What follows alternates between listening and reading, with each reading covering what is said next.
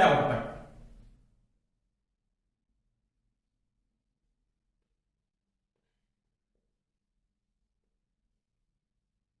या इसको क्या बोलते हो आप, एसी का जनित्र, या इसको क्या कहते हो, अल्टरनेटर। एक ही बात है, कोई समस्या नहीं होगी आपके। प्रत्यावर्तक में मैंने कल बात की थी किस प्रकार से आपके पास एसी पैदा होती है।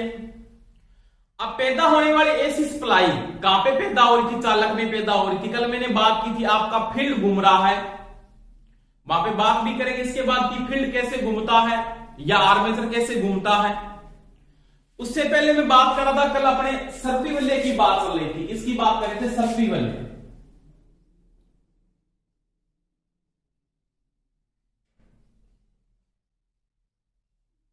इसको अपने क्या बोलते हैं, स्लिप रिंग कहते हैं। क्या कहते हैं, स्लिप रिंग।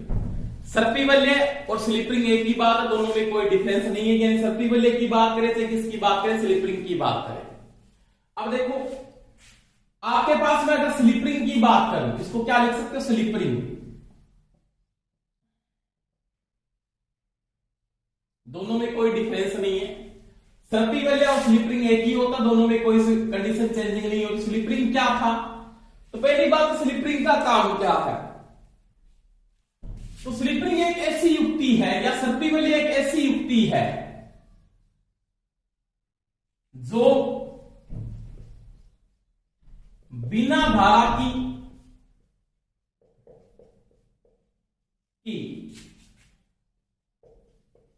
दिशा बदले, बिना धारा की दिशा बदले एसी को किसके रूप में बाहर निकालती है, एसी के रूप में। समझ में आ गई दोस्तों मेरी बात। अगर इसको आप डीसी दोगे तो किसके रूप में बाहर निकालेगी, ये डीसी के रूप में।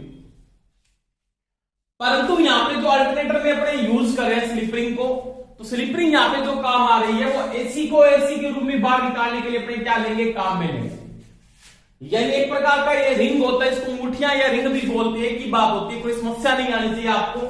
एसी को एसी के रूप में बाहर निकालने के लिए किसका उपयोग किया जाता है, स्लिप रिंग का उपयोग करते हैं। और ये डीसी को डीसी के रूप में भी बाहर निकाल सकते हैं, धारा की दिशा को नहीं बदलती।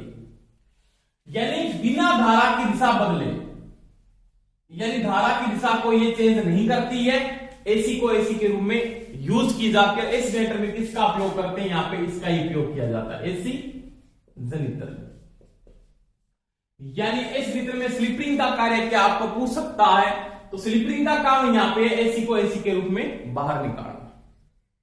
ठीक है, क्योंकि आपके आर्मेचर में कौन सी धारा पैदा होती है, एसी पैदा होती है। किसके नियम से पैदा होती है, माइकल फैराडे के नियम से पैदा होती है। कैसे पैदा होती है, जो मैंने कल आपको समझाया पूरा का पूरा कॉन्सेप्ट, कैसे साइन वेव बनती है, कैसे सिनुसाइड वेव पैदा होती है आपकी, जो आपने कल बात की। अब देखो दोस्तों, अब ये जो स्लिप रिंग है कैसे कार्य कर रही है, यानी किसकी बात करेंगे, स्लिप रिंग का वर्क, या स्लिप रिंग कैसे काम करती है।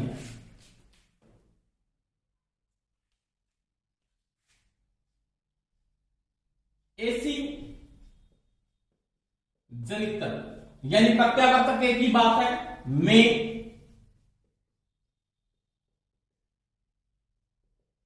स्लिप रिंग का कार्य। तो इसका यहां पे कार्य क्या है, एसी को एसी के रूप में क्या निकालना, बाहर। देखो दोस्तों आराम से अगर मैं बात करूं, मेरे पास एक ये पोल बना हुआ है। जैसे मान लिया ये आपके पास एन पोल है,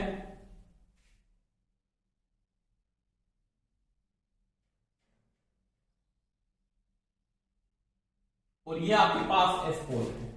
समझ में आ गई दोस्तों मेरी बात। इसके बीच में मैंने एक चालक का लूप स्थापित कर दिया।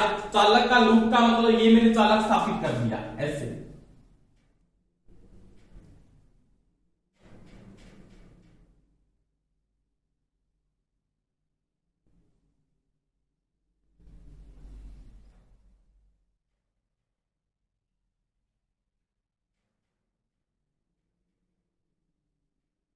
ये चालक का लूप स्थापित कर दिया। इस लूप का नाम जो मैं लिख रहा हूं यहां पे, इसको मान लेते हैं अपने ए बी, और ये हो जाएगा सी, और ये हो जाएगा डी। समझ में आ गई दोस्तों मेरी बात। अब देखो यहां पे जो स्लिप रिंग है, मैंने यहां पे दो स्लिप रिंगों को यूज किया है, कितनी स्लिप रिंग को यूज किया, दो स्लिप रिंग को। एक तो आपके पास ये स्लिप रिंग यूज कर रहा हूं मैं यहां पे ऐसे अंगूठिया यानी स्लिप रिंग,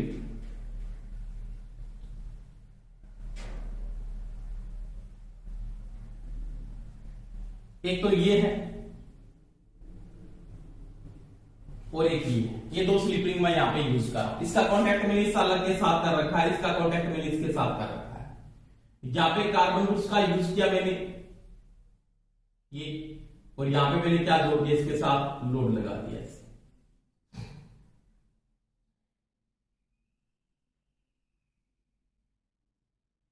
ये डिस्टेंस को जोड़, समझ में आ गई दोस्तों मेरी बात। इसी प्रकार देखो अब ये क्या करता है कि जैसे ये रोटेशन करता है, जैसे मैंने कहा यहां पे प्राइम मूव को लगाया, इसको मैं घुमाता हूं, चालक के लूप को मैंने घुमाया, एक चालक के लूप को जैसे मैं यहां पे रोटेट करता हूं, ऐसे क्या करता हूं, रोटेट करता हूं, तो रोटेट करने के बाद मैं किसका नियम लागू करता हूं, तो चालक में धारा की दिशा ज्ञात करनी है, उत्पन्न धारा की दिशा ज्ञात करने के लिए किसका नियम लागू होता है, तो वो लागू होता है फ्लेमिंग का राइट हैंड रूल। किसके लिए, उत्पन्न धारा की दिशा ज्ञात करने के लिए, उत्पन्न धारा की दिशा ज्ञात करने के लिए। जो आपने किसमें पढ़ा, डीसी जनरेटर में भी पढ़ा, वही किसमें लागू होता है, अल्टरनेटर के अंदर लागू होता है। यानी फ्लेमिंग के राइट हैंड रूल के अनुसार जब इस चालक के अंदर आप लगाते हो, फ्लेमिंग का कौन सा रूल लगाते हो, राइट हैंड रूल लगाते हो, तो आपके पास जो धारा पैदा होती है उसकी डायरेक्शन क्या है, आपका रोटेशन ये है, चूंकि प्लस की दिशा अगर ये है तो इसमें धारा की दिशा क्या होगी, तो धारा की दिशा इसमें इस चालक में ऐसे आएगी और इसमें कैसे आएगी, ऐसे आएगी। यानी करंट आपका, यानी ये तो प्लस का काम करेगा और ये किसका काम करेगा, माइनस का काम करेगा, इसलिए इसमें ऐसी धारा क्या होगी, पैदा हो जाएगी। समझ में आ गई दोस्तों मेरी बात। अब देखो अब इस चालक को मैं रोटेट कर रहा हूं तो धारा पैदा हो रही है, वो कैसे हो रही है, ए बी चालक से क्या निकल रही है, यहां से ऐसे घूम के बी सी डी सी से वापस होती हुई इस लोड में घूमती वापस ऐसे, इसमें करंट जो फ्लो हो रहा है वो ऐसे फ्लो हो रहा है इस लोड के अंदर, जब तक ये चालक स्टार्टिंग के समय घूम रहा है। जैसे ये चालक 180 डिग्री घूमता है, कितना डिग्री, 180 डिग्री, 180 डिग्री को आप क्या लिख सकते हो, यहां पे लिख सकते हो क्या, पाई डिग्री, 180 या क्या घूम जाता है, ये पाई घूमता। 180 डिग्री घूमने के बाद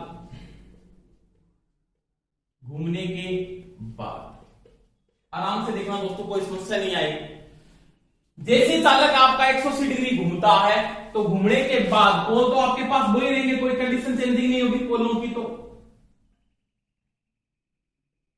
एन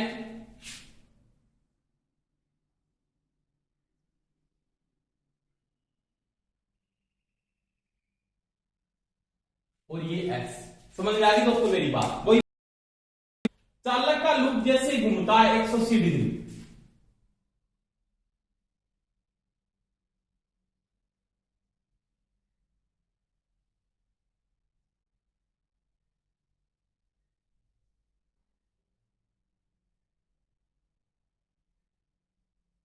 ये लो 180 डिग्री घूमने के बाद ये ए बी तो यहां पे आ जाएगा जी।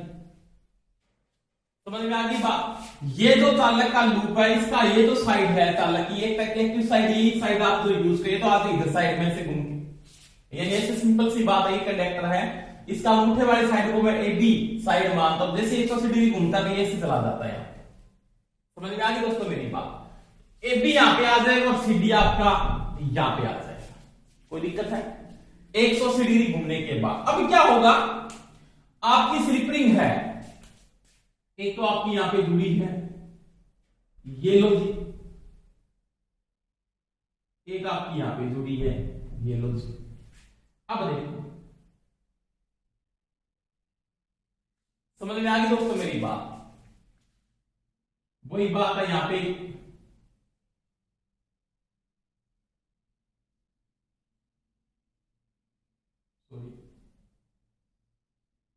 यहां पे आपने एक लोड को लगा दिया वैसे, ये रेजिस्टेंस लगा हुआ है, ठीक है। अब इसको स्लिप रिंग नंबर मैंने क्या माना, 1 नंबर माना, ये थी 2 नंबर, ये स्लिप रिंग आपकी क्या है 1 नंबर, ये स्लिप रिंग आपकी 2 नंबर है। समझ में आई कि नहीं है मेरी बात। अब देखो डायरेक्शन ऑफ रोटेशन, इस चालक में डायरेक्शन ऑफ रोटेशन क्या हो जाएगी, तो वही बात होगी डायरेक्शन ऑफ रोटेशन। आपके पास अभी क्या होगा कि जो करंट फ्लो हो रहा है, अब वो किस डायरेक्शन में फ्लो हो रहा है, यानी करंट आपका किस प्रकार से फ्लो हो रहा है उसकी ये पर बात करता है कि जैसे चालक आपका 180 डिग्री घूम जाता है उसके बाद करंट की डायरेक्शन क्या हो जाएगी, वो देखो आराम से, उसमें कोई समस्या आपके नहीं आनी चाहिए। देखो इसमें क्या हुआ सिस्टम कि जैसे 180 डिग्री घूम जाता है, यहां पे देखो स्टार्टिंग के समय जैसे ही घूम रहा है तो घूमने के बाद क्या कंडीशन हुई, ये जो स्लिप रिंग आपकी 1 नंबर, सॉरी ये तो स्लिप रिंग है 2 नंबर, तो क्या होगी आपकी प्लस की, ये किसकी होगी माइनस की, तो ये आपकी करंट की डायरेक्शन कैसे प्लस से माइनस की वजह से करंट फ्लो हो रहा है, यानी प्लस से माइनस की, और यहाँ पे प्लस है और यहाँ पे क्या होगा माइनस हो जाएगा। आपका जो करंट फ्लो हो रहा है वैसे फ्लो हो रहा है प्लस से माइनस की वजह से।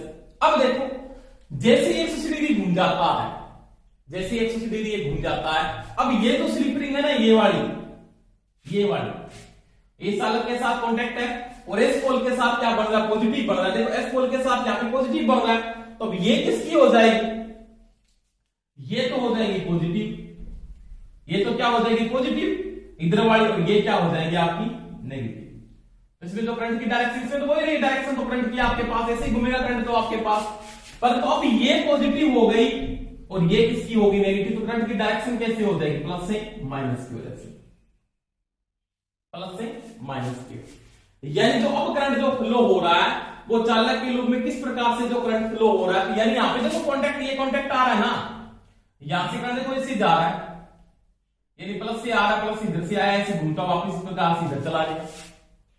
इसमें जो करंट की डायरेक्शन है ना, अब इसमें देखो यहाँ पे लूप में करंट की डायरेक्शन चेंज हुई है, पहले एबी में ऊपर करंट जा रहा था, अब एबी में क्या आ रहा है नीचे आ रहा है, पहले सीडी में नीचे आ रहा था, अब एबी में सीडी में क्या जा रहा है ऊपर जा रहा है, पर तो यहाँ पे जब कांटेक्ट हो रहा है यहाँ पे क्या बन गया प्लस और यहाँ पे क्या हो गया माइनस।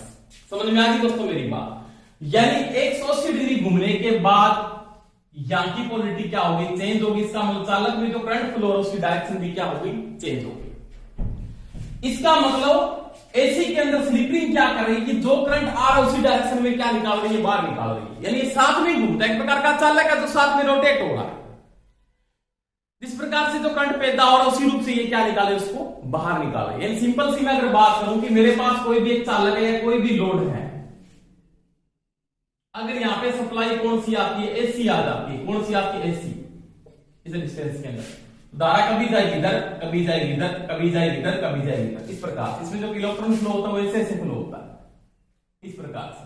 तो ये तो मैं कहता हूं ना कैपेसिटर क्या होता है शॉर्ट सर्किट होता है एसी के साथ, वही बात है यहाँ पे एसी में तो स्लिप रिंग लगाने के बाद वो करंट की डायरेक्शन वैसे चलता है, कभी ये डायरेक्शन हो जाती है और कभी ये डायरेक्शन हो जाती है।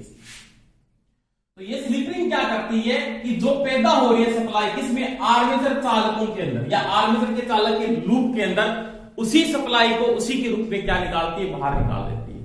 अगर एसी पैदा है तो एसी के रूप में क्या निकलती है बाहर, और आर्मेचर में धारा पैदा कौन सी होती है सभी को पता है एसी, और यहाँ पे भी कौन सी पैदा होती है एसी। समझ में आ गई दोस्तों मेरी बात। तो ये थी मैंने किसकी बात की, आर्मेचर में स्लिप रिंग का कार्य किसमें एसी जनरेटर के अंदर, और मैंने बात की किसके नियम से पैदा होता है फ्लेमिंग का राइट हैंड रूल लागू, जिस प्रकार डीसी जनरेटर में लागू होता है उसी प्रकार इसके अंदर लागू होता है, उसमें कोई समस्या आपके नहीं आनी चाहिए। अब देखो इसके बाद में अगर बात करूं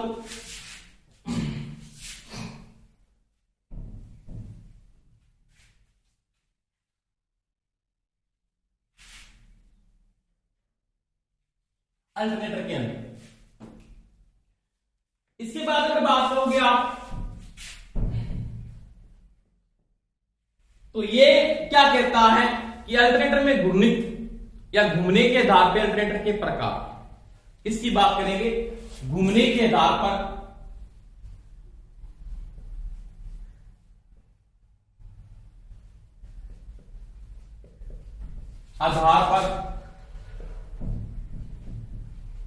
प्रत्यावर्तक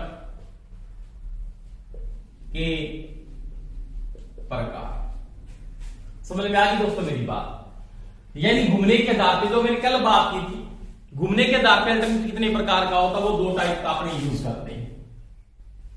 कितने टाइप के यूज करते हैं? 2 टाइप के। कौन कौन से वो बात करेंगे। एक नंबर इसमें जो टाइप आता है वो कौन सा आता है? एक नंबर जो टाइप आता है वो होता है घूमता हुआ आर्मेचर। घूमता हुआ आर्मेचर या घूमता हुआ आर्मेचर को क्या बोलते हैं? चालक। ठीक है। और 2 नंबर कौन सा आता है इसके अंदर? 2 नंबर आता है घूमता हुआ फील्ड या घूमता हुआ चुंबकीय क्षेत्र।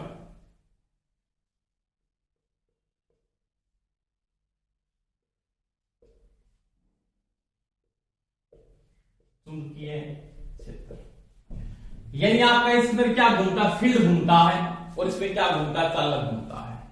यानी घूमने के आधार पर अल्टरनेटर 2 प्रकार के होते हैं, घूमता हुआ चुंबकीय क्षेत्र प्रकार का, घूमता हुआ आर्मेचर प्रकार का या घूमता हुआ चालक प्रकार का। मैंने कल बात की दोस्तों क्या कि घूमने के आधार पर जब आप अल्टरनेटर की बात करते हो तो उसमें अपने कौन ज्यादा किसका उपयोग किया जाता है? तो अपने जो यूज करते हैं वो घूमता हुआ फील्ड प्रकार का करते हैं, घूमता हुआ चुंबकीय क्षेत्र प्रकार का किया जाता है। घूमता हुआ चुंबकीय क्षेत्र प्रकार के अल्टरनेटर का आप अधिकतम उपयोग करते हो। रीजन क्या है वो भी मैंने कल आपको समझाया। जहां पे हाई वोल्टेज पैदा होती है वहां पे घूमता हुआ कौन सा उपयोग किया जाता है? चुंबकीय क्षेत्र प्रकार का अल्टरनेटर का उपयोग करते हैं। परंतु अगर डीसी जनरेटर की बात करें तो वहां पे हमेशा ही घूमता हुआ चालक प्रकार के आप डीसी जनरेटर का उपयोग करते हैं। वहां पे फील्ड कभी नहीं घूमता। अल्टरनेटर में दोनों ही हो सकते हैं, फील्ड भी घूम सकता आपका या चुंबकीय क्षेत्र या फील्ड एक ही बात है, या क्या घूम सकता आपका आर्मेचर या चालक घूम सकता है। समझ में आ गई दोस्तों मेरी बात। अब इसमें देखो आराम से, अगर मैं घूमते हुए किसकी बात करूं, घूमते हुए आर्मेचर प्रकार की अगर बात करता हूं, किसकी बात करता हूं? एक नंबर में बात करता हूं घूमता हुआ आर्मेचर। क्या घूम रहा आर्मेचर? देखो जैसे मेरे पास ये 2 पोल हैं, ये पोल है। अब यहां पे N पोल है और यहां पे कौन सा S पोल है। ये आपके पास यहां पे मैंने आर्मेचर को डाल दिया।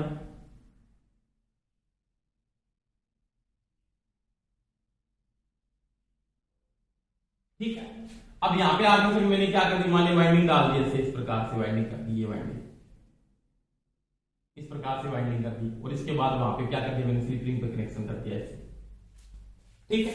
आगे मैंने क्या लगा दी? स्लिप रिंग लगा दी। एक ये लगा दी, एक ये लगा दी। अब देखो यहां पे आर्मेचर के चालकों पर आप वाइंडिंग करते हो। क्या करते हो? वाइंडिंग डाल दी। यानी यहां पे जो वाइंडिंग डाल दी, ये आपका क्या फील्ड है। अब घुमा किसको रहे हो आप? घूम क्या रहा? आपका चालक घूमता है। क्या घूमता है? चालक।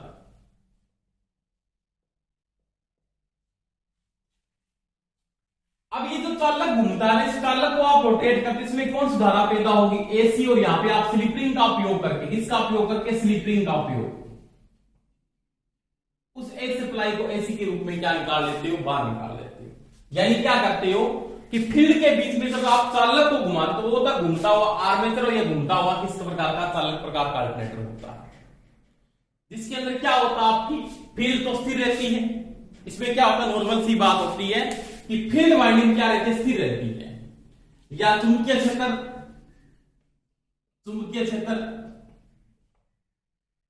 स्थिर होगा।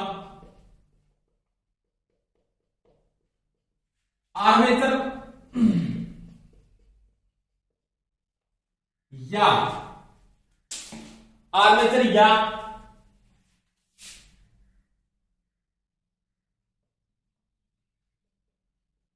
चालक घूमता है।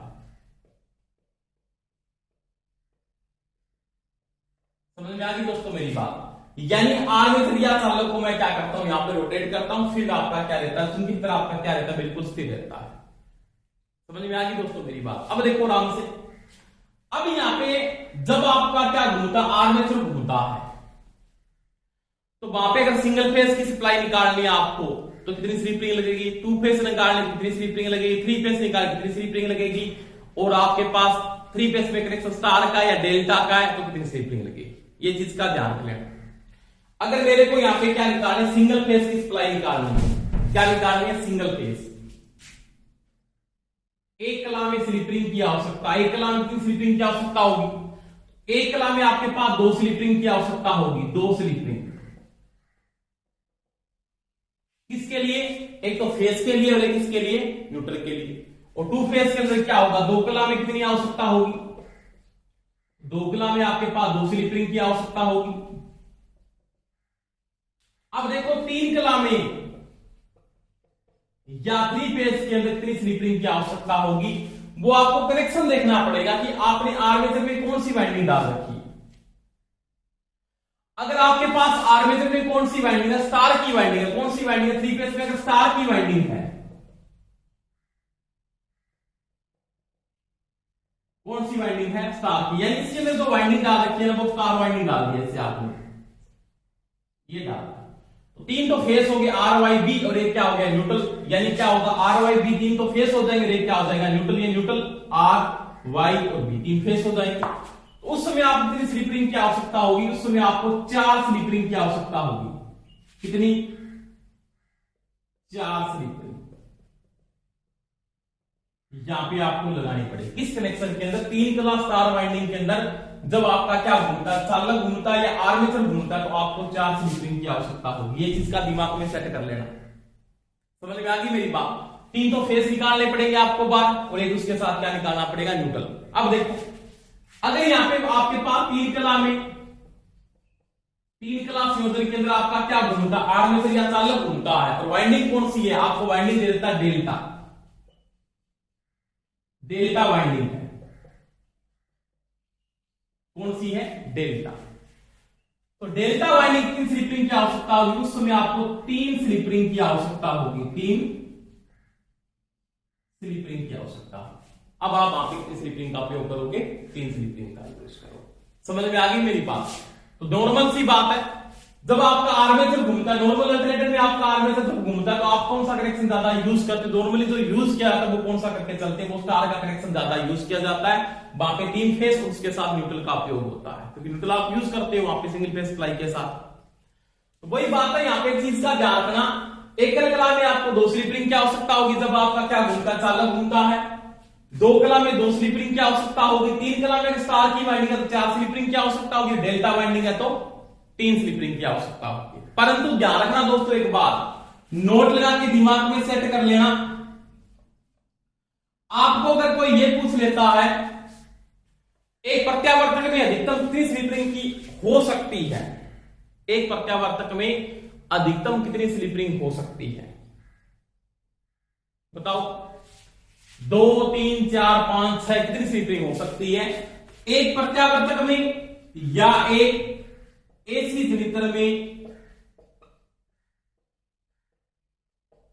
अधिकतम या मैक्सिमम 6 स्लिप रिंग हो सकती है। ये दिमाग में सेट करना और आपको लगा भी देख लेना भी, 6 स्लिप रिंग होती है, हो सकती है, यानी 6 स्लिप रिंग आपकी अधिकतम हो सकती है। ये चीज सेट कर लेना। आप ऐसे नहीं बोल सकते कि 4 अधिकतम होते, 6 हो सकते। कैसे, कि जब मैंने वाइंडिंग डाल दी यहाँ पे 3 फेज की और मैंने अंदर कनेक्शन नहीं की, जैसे मैंने 3 फेज की वाइंडिंग इसके अंदर डाल दी, ये 3 वाइंडिंग है ऐसे,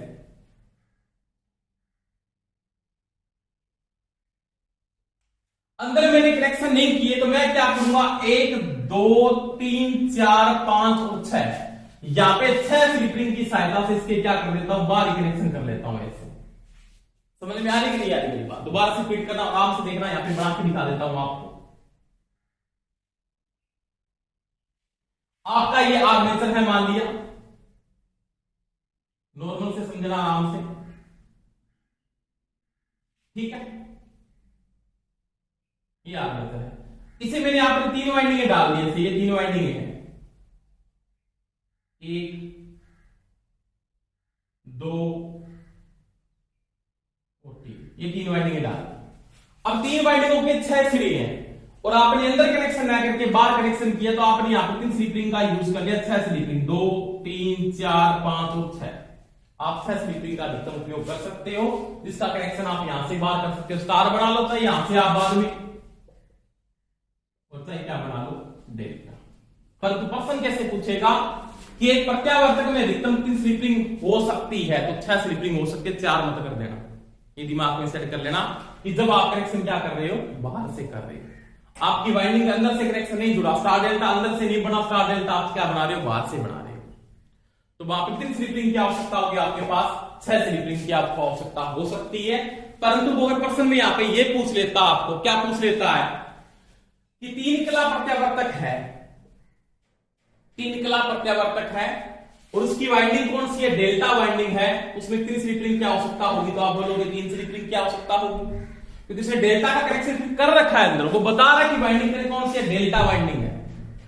अपने को सीधा प्रश्न ये पूछ लेता है कि 3 कला में अधिकतम कितनी स्लिप रिंग की हो सकती है, तो 6 स्लिप रिंग हो सकती है, अधिकतम 6 स्लिप रिंग हो सकती है, परंतु साथ में कनेक्शन दे देता है मेरे को ऐसे, क्या 3 कला प्रत्यावर्तक में अगर अंदर की वाइंडिंग कौन सी है, स्टार कनेक्शन है और क्या घूमता है, आर्मेचर घूमता है या चालक घूमता है, ये चीज का दिमाग में सेट कर लेना, क्या घूमता है, आर्मेचर घूमता है या चालक घूमता है, स्टार की वाइंडिंग की स्लिप रिंग की आवश्यकता होगी 4, 3 फेज के लिए, 1 न्यूट्रल के लिए। अगर डेल्टा की वाइंडिंग है तो डेल्टा में कभी न्यूट्रल नहीं बनता, तो वहां 3 स्लिप रिंग की आवश्यकता होगी, आपको 3 स्लिप रिंग की आपको आवश्यकता होगी।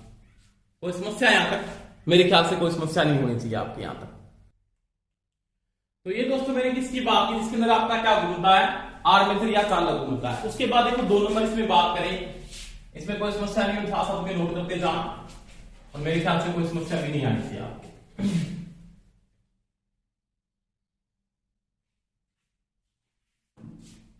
अब ये क्या कहता है 2 नंबर में,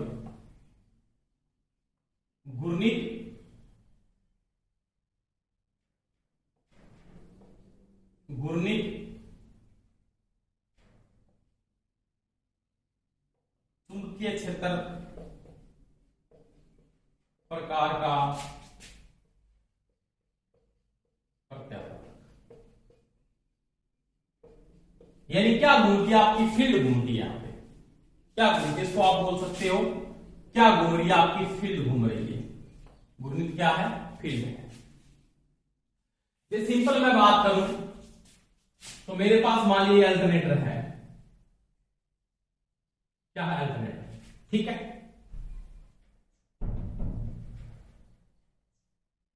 ये अल्टरनेटर है,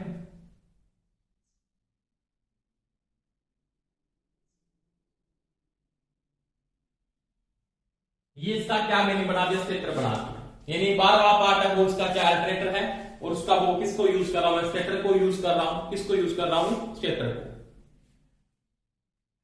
तो ये आपके पास जो अल्टरनेटर मैं यहां पे यूज कर रहा हूं, ये अल्टरनेटर का जो ये बाहरी पार्ट है, ये वाला बाहरी पार्ट, ये इसका मैं क्या मान लेता हूं, इसको स्टेटर मान लेता हूं, क्या मान लेता हूं, स्टेटर, यानी ये इसका स्टेटर है। तो इसका जो ये बाहरी पार्ट मैं यूज कर रहा हूं, ये इसका क्या है, स्टेटर है, इसको क्या बोलूंगा, स्टेटर। अभी बात करेंगे आगे स्टेटर क्या, स्टेटर एक स्टेशनरी पार्ट होता है, क्या होता है, स्टेशनरी पार्ट है, स्थिर भाग होता है, और इसके बीच में मैंने यहां पे क्या स्थापित कर दिया,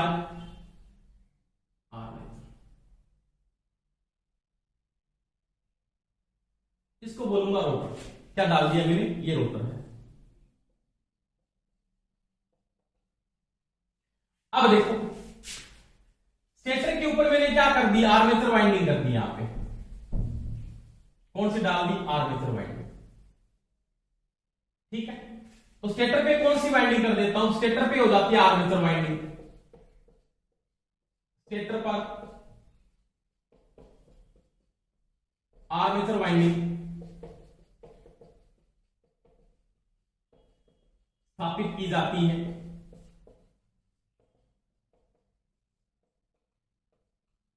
ठीक है। स्टेटर पे आपने आर्मेचर वाइंडिंग कर दी, यहां पे कौन सी वाइंडिंग डाल दी, इसके ऊपर आपने 2 पोल के साथ ये वाइंडिंग डाली थी, यहां पे तो N बनेंगे और यहां पे बनेंगे S, तो यहां पे आपने डाल दी रोटर वाइंडिंग, यानी रोटर पर फील्ड वाइंडिंग स्थापित की जाती है,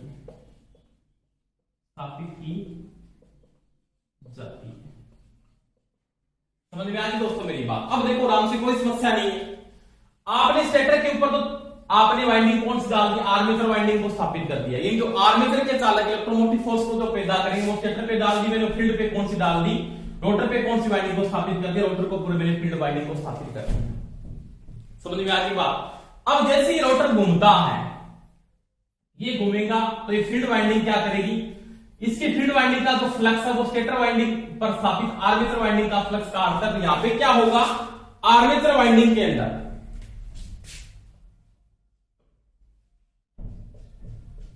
आर्मेचर वाइंडिंग जो स्टेटर पर स्थापित है, जो स्टेटर पर स्थापित है उसमें एसी ईएमएफ पैदा होगा या एसी धारा पैदा होगी, ऐसे लिखेगा। यानी आर्मेचर वाइंडिंग में एसी धारा पैदा होगी। अगर यहां पे 3 फेज की वाइंडिंग है 3 फेज में कन्वर्ट हो जाएगी, सिंगल फेज की वाइंडिंग है तो सिंगल फेज में कन्वर्ट हो जाएगी। अब देखो आर्मेचर वाइंडिंग में जो धारा पैदा और इसको कनेक्शन के द्वारा मैंने क्या निकाल लिया, वाटर निकाल लिया, तो कोई समस्या नहीं है। अब यहां पे तो स्लिप रिंग आप यूज करोगे ना, यहां पे कितनी स्लिप रिंग लगानी पड़ेगी वो आपको देखना पड़ेगा। यहां पे कितनी स्लिप रिंग की आवश्यकता होगी, यहां पे आपको 2 स्लिप रिंग की आवश्यकता होगी। यानी जब आपका घूर्णित कौन सा होता है, घूर्णित आपका क्या है, चुंबकीय क्षेत्र है। आर्मेचर वाइंडिंग जो स्टेटर पर स्थापित है उसमें ऐसी धारा पैदा होती है, परंतु 2 नंबर कंडीशन में अगर यहां पे बात करूं, रोटर वाइंडिंग में वाइंडिंग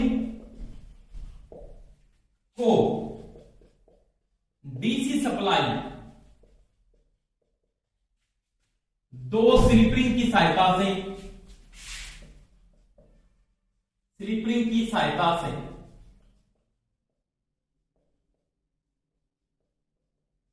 प्रदान की जाती है। मैंने बात की थी स्लिप रिंग का काम है कि जो सप्लाई आएगी वो डायरेक्ट इसको अंदर देगी। यानी आप जो 2 स्लिप रिंग लगाओगे तो इसके अंदर कौन सप्लाई आएगी, इसके अंदर आएगी डीसी, कौन सी आएगी डीसी, और यहां पे कौन सी पैदा होगी, समझ में आ गई दोस्तों मेरी बात।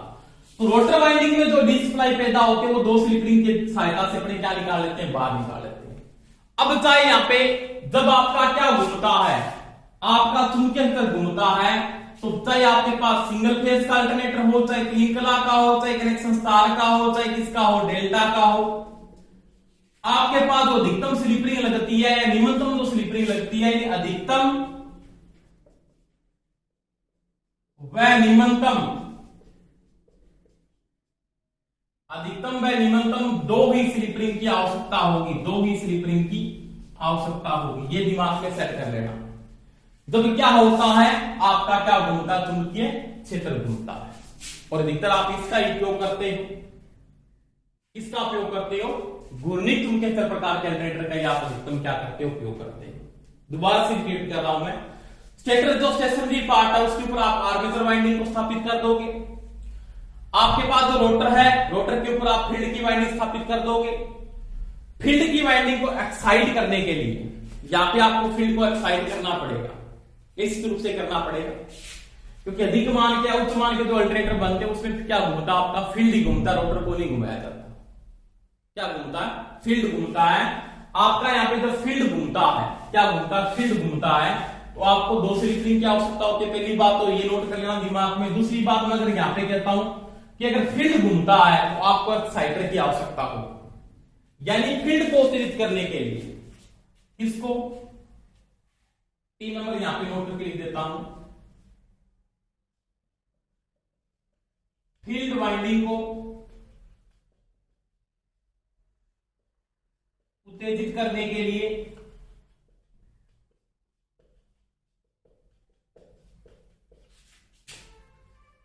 उत्तेजक क्या बोलते हैं, उत्तेजक इंग्लिश में क्या बोलते हैं, एक्साइटर की आवश्यकता होगी।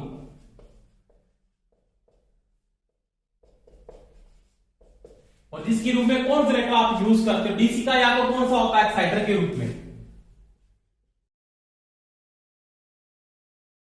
कौन सा जनरेटर काम आता है, या तो शंट काम आता है, तो या कौन सा आता है, कंपाउंड यानी यौगिक, संट या कंपाउंड जनरेटर का उपयोग किया जाता है। तो ध्यान रखना दोस्तों, घूर्णी चुंबकीय असर प्रकार का जो अल्टरनेटर है, उस स्टेटर पे कौन सी वाइंडिंग की जाएगी, आर्मेचर वाइंडिंग, और रोटर पे कौन सी वाइंडिंग स्थापित की जाएगी, फील्ड वाइंडिंग का। इसका मतलब फील्ड घूमता है और यहाँ पे ये क्या होता है, स्टेटर आपका क्या रहता है, स्थिर रहता है। अब यहाँ पे जो एसी पैदा हो रही है वो कनेक्शन से क्या निकाल लेंगे, बाहर निकाल लेंगे।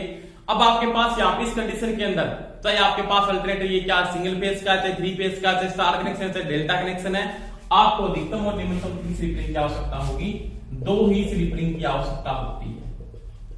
कितनी, 2। आप 2 स्लिप रिंग यहाँ पे लगाते हैं। समझ में आ गई दोस्तों मेरी बात। अब देखो आगे इसके बाद मैं अगर इसके लाभ की बात करूं, किसकी, अगर ये फील्ड घूमता है इसके लाभ क्या है या इसके एडवांटेज क्या है, यानी इसके लाभ या इसके एडवांटेज क्या है, उसकी मैं अगर बात करता हूं, यानी इसके क्या क्या लाभ है, तो वो देखो आराम से इसकी बात करेंगे अपने क्या क्या लाभ है। लाभ, पहली बात आई उच्च मान के उत्पादन के साथ, उच्च मान के साथ उत्पादन के साथ, यानी हाई वोल्टेज जब आप पैदा करते हो या उच्च मान की वोल्टेज जब आप पैदा करते हो तो वहां पे क्या होगा, देखो उच्च मान के उत्पादन के साथ यानी हाई वोल्टेज क्या कर रहे हो, हाई वोल्टेज का जो उत्पादन कर रहे हो आप, जैसे 33 केवी 11 केवी, तो आपके पास क्या होगी, स्पार्किंग बिल्कुल क्या होगी, निम्न होगी, स्पार्किंग नहीं होती, क्योंकि यहाँ पे क्या होगा, आप संपर्क के द्वारा क्या करते हो, स्लिपिंग जब होगी, स्लिपिंग घूम के आपको करंट मार देगी, वो क्या देगा, आपकी डायरेक्ट कनेक्शन हो जाएगा यहाँ पे स्टेटर के अंदर, तो यहाँ पे क्या होगी, स्पार्किंग नहीं होगी, स्पार्किंग नहीं होगी, नहीं होती। दूसरा इसका लाभ देखो, आर्मेचर में चालकों की संख्या बढ़ाकर, स्टेटर यानी आर्मेचर तो वाइंडिंग स्थापित करके स्टेटर में चालकों की संख्या बढ़ाकर आप वोल्टेज का मान क्या कर सकते हो, बढ़ा सकते हो, यानी स्टेटर पर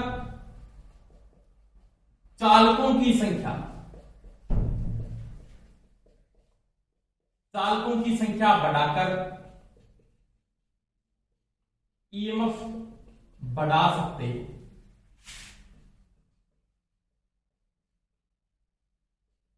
यानी यहां पे मैं अगर टर्नों की संख्या बढ़ाऊंगा तो वोल्टेज का मान क्या होगा, बढ़ेगा, नॉर्मल सी बात है। तो आप स्टेटर में चालकों की संख्या बढ़ाकर वोल्टेज का मान क्या कर सकते हो, बढ़ा सकते हैं। समझ में आ गई दोस्तों मेरी बात, यानी आप यहां पे चालकों की संख्या बढ़ाओगे तो यहां पे क्या होगा, वोल्टेज का मान क्या होगा, बढ़ेगा। दूसरी बात, घूमने वाला पार्ट नहीं है, इसका मतलब क्या होगा, घूमता हुआ पार्ट होगा, आपको इंसुलेशन की दास्तान से ही तो कम रोधन सामर्थ्य की आवश्यकता होगी, आवश्यकता होगी। 4 नंबर, घर्षण हानियां भी कम होगी। और इसका उपयोग किस मशीनों में करेंगे, बड़ी मशीनों में किया जाता है, जो मान की है बड़ी मशीनों में उपयोग की है। छोटी मशीनों में क्या घूमता, आपका चालक घूमता, बड़ी मशीनों में क्या घूमता, हमेशा ही आपका फील्ड घूमती है और स्टेटर आपका क्या रहता है, स्थिर रहता है। तो ये दोस्तों मैंने बात की घूमने के आधार पर अल्टरनेटर के प्रकार, 2 प्रकार से यूज करते हैं, घूर्णित चालक प्रकार का और घूर्णित आर्मेचर प्रकार का। इसके बाद एक नेक्स्ट टॉपिक पे अगर मैं बात करता हूं,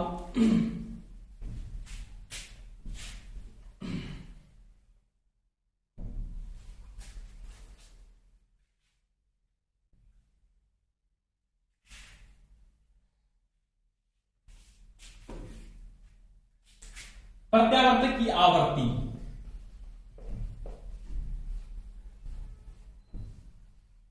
आवृत्ति यानी फ्रीक्वेंसी, एक ही बात।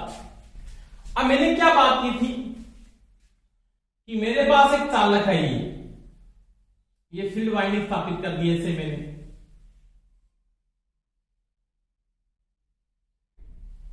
इसके बीच में मैंने एक चालक को ऐसे स्थापित किया, इसके बीच में एक चालक। आवृत्ति क्या है? प्रति सेकंड चक्रण की संख्या क्या कहलाती है? फ्रीक्वेंसी या आवृत्ति कहलाती है। अब अगर ये मैं यहां पे एक चक्कर लगाता हूं, एक चक्कर में क्या होगा?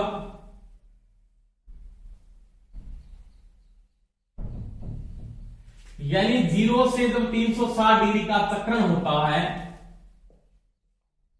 तो आपके पास 1 हर्ट्ज की फ्रीक्वेंसी पैदा होती है। क्या होती है? 1 हर्ट्ज। यानी इस पोल के साथ ये क्या बना रहा? प्लस, और यहां पे क्या बन रहा है? माइनस। समझ में आ गई दोस्तों मेरी बात? जब आपने क्या किया? प्लस और माइनस एक चक्कर के साथ एक समय में आपने क्या किया? 360 डिग्री का कोण पूरा किया। अगर यहां पे प्लस बढ़ रहा है तो यहां पे क्या बन रहा है? माइनस बन रहा है। अब अगर चक्रों की संख्या बढ़ेगी तो फ्रीक्वेंसी भी क्या होगी? बढ़ेगी। इसका मतलब क्या है कि जो आवृत्ति है ना, आवृत्ति गति के समानुपाती होती है, या चक्रों की संख्या के समानुपाती है। चक्र की संख्या के समानुपाती एक ही बात है। अगर आप चक्रों की संख्या यहां पे 2 करोगे 2 बन जाएगी, 3 करोगे तो क्या बन जाएगी? 3 बन जाएगी। परंतु आप क्या कर सकते? तीसरी बात यहां पे ये भी कर सकते, 2 नंबर बात, अगर मैं पोल की संख्या बढ़ाऊं, जैसे यहां पे मैंने क्या किया? मान लिया कि 2 पोल यूज किए, इसके बाद मैंने यहां पे 4 पोल यूज कर लिए ऐसे N पोलों का स्थापन कैसे होता है? तो एक चीज का ध्यान रख लेना, एकांतर पोल असमान होना चाहिए। ये प्रश्न कई बार आ जाता है कि फील्ड पर पोलों का स्थापन कैसे किया जाता है? एकांतर का मतलब एक के बाद एक पोल असमान होना चाहिए, आमने सामने का कोई मतलब नहीं होता। NS। अब देखो इसके बीच में मैंने आर्मेचर को स्थापित कर दिया। अब यहां पे प्लस बढ़ रहा है, यहां पे माइनस, यहां पे प्लस बढ़ रहा है, यहां पे माइनस। अब क्या करेगा कि जब यहां पे तो क्या हुआ? एक चक्र में क्या उसने एक साइन वेव पैदा की है। अब जब ये 0 से 360 डिग्री का कोण यहां पे पूरा करेगा इस कंडीशन के अंदर, तो यहां पे 3 चक्कर बनेंगे आपके पास। पहले प्लस, फिर माइनस, पूरा हो गया, फिर प्लस और फिर माइनस। अगर आपके पास 4 पोल हैं तो आपके पास देखो 4 अर्ध चक्कर पूरे हो रहे हैं, 1 चक्कर 2 चक्कर, ठीक है। यानी एक चक्कर है ना, वो एक जोड़ी के क्या है? समानुपाती। यानी मैं लिख सकता हूं आवृत्ति